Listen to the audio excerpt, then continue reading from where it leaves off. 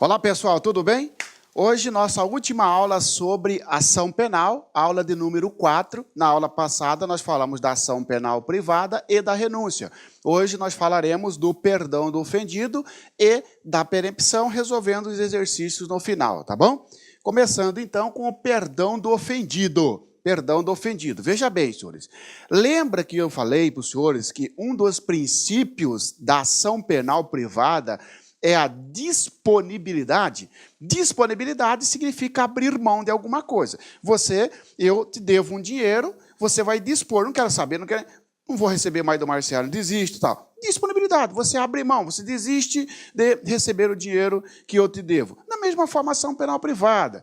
Ou eu pratico uma calúnia contra você, você entrou com o processo contra mim, antes de sair, de transitar em julgado a sentença, você resolve desistir do processo, dando um perdão para mim, que pratiquei um crime contra você de ação penal privada. Ora, esse perdão caracteriza, na verdade, a disponibilidade da ação penal. Então, estudaremos agora perdão do ofendido. O que você tem que saber do perdão do ofendido? O conceito, o que é o perdão do ofendido? Veja bem, é a desistência de prosseguir com a ação penal privada. É a desistência de prosseguir com a ação penal privada. Professor, tem perdão do ofendido na ação penal pública? Não. Veja bem, imagina que eu pratiquei agora um roubo contra você. Tá certo? O Ministério Público oferece denúncia contra mim pelo crime de roubo. Você, antes da audiência ou antes da sentença, faz amizade comigo, eu peço perdão para você e você resolve me perdoar. Problema nosso, tá certo? O processo vai continuar da mesma forma. Por quê? Porque o perdão do ofendido não surte efeito na ação penal pública. Só na ação penal privada. Cuidado com isso. O perdão do ofendido tem como conceito a desistência de prosseguir na ação penal privada e não na ação penal pública, tá bom? Prazo para perdoar. Professor, eu já sei que o perdão do ofendido é a desistência de prosseguir na ação penal privada e não tem perdão do ofendido, não gera efeito. Você pode até perdoar, mas não vai ter efeito nenhum quando em crime de ação penal pública. Perfeito. Tem um prazo para perdoar? Por exemplo, eu pratiquei uma calúnia contra você, você está me processando. Até quando você pode me perdoar? Até quando você pode desistir, então? Até o trânsito em julgado da sentença condenatória. Até o trânsito em julgado da sentença condenatória. Cuidado, porque a prova vai dizer para você que é até o recebimento da denúncia, até a citação, até a audiência. Senhores, até o trânsito em julgado da sentença condenatória. Por exemplo, pratiquei um crime de calúnia contra você, você está me processando, saiu a sentença me condenando, eu recorri. Enquanto estiver em recurso, não transitou em julgado. Enquanto não transitar em julgado, pode ocorrer o perdão do ofendido. Transitou em julgado, não pode mais ter perdão do ofendido, claro, porque aí o Estado vai executar a pena. Então, cuidado, prazo até o trânsito em julgado da sentença condenatória. Perdão expresso, classificação do perdão. Nós temos perdão expresso e perdão tácito. O que é o perdão expresso? Lembra da renúncia expressa na aula passada? Lembra? Ora, da mesma forma é o perdão expresso. É aquele em que o ofendido, a vítima, dá uma declaração por escrito, tá certo? Ou a vítima, ou o seu representante legal, se a vítima for menor, ou o procurador com poderes especiais. Dá uma declaração escrita emitindo perdão para o ofendido. Pratiquei uma calúnia contra você, você dá uma declaração me perdoando, essa declaração vai para o processo, tá certo? O perdão tácito é uma conduta incompatível por parte da vítima, do querelante, que vítima é o querelante, por parte da vítima, é uma conduta incompatível com o interesse em continuar com a ação. Incompatível por quê? Por exemplo, estou sendo processado por você, tá certo? Você chama para ser padrinho do seu casamento. Ué, para aí.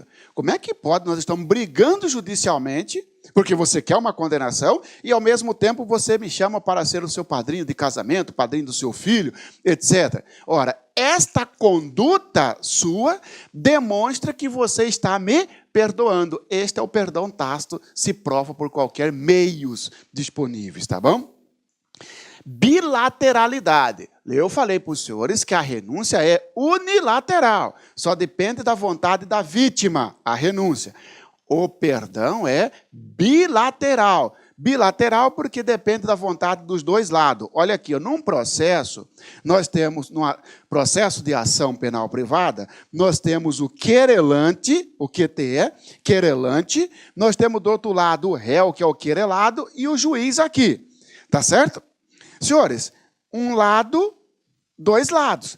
O perdão, para gerar efeito no processo, precisa da vontade das duas partes, tanto do querelante, que é o acusador, que é a vítima. O querelante é a vítima. Se eu pratiquei uma calúnia contra você, você é o querelante. Eu, que pratiquei o crime contra você, eu sou o querelado, eu sou o réu.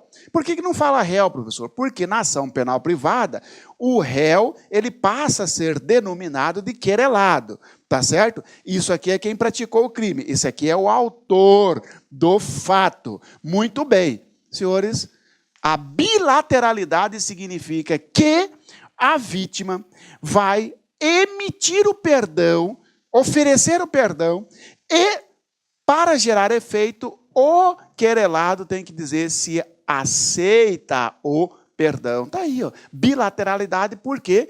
Porque depende do aceite do querelado. No exemplo fica assim, ó. Eu pratiquei um crime de calúnia contra você, você está me processando. Lá, antes da sentença transitada em julgado, você resolve me perdoar.